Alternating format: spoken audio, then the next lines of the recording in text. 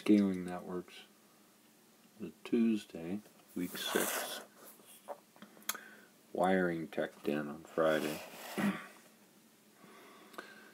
Finished up the hot standby routing protocol. We talked a little bit about dynamic routing. First thing I mentioned is we have to think about whether the traffic is information being exchanged by some protocol, like spanning tree protocol or routing protocols, EIGRP, OSPF, and RIP. You can think about this traffic moving between devices. That's not necessarily production traffic. You know, this is the actual data the users need. For example, this user needs to send a file to this user.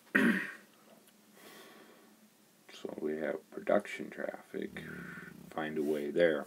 And then if this gets blocked, that traffic then has to go this way to get there. In order for these devices to keep track of the best path, we use a routing protocol.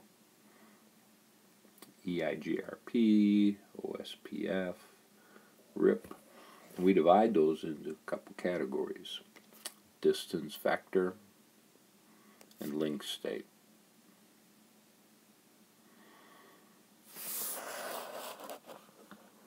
And then I believe we talked a little bit about addressing. If all of your connections, if all your WAN connections, these are all by a service provider, you know, they're providing you services to connect all your locations, you can use a private address to address that whole thing, because you don't need a public address unless you are going out to the internet.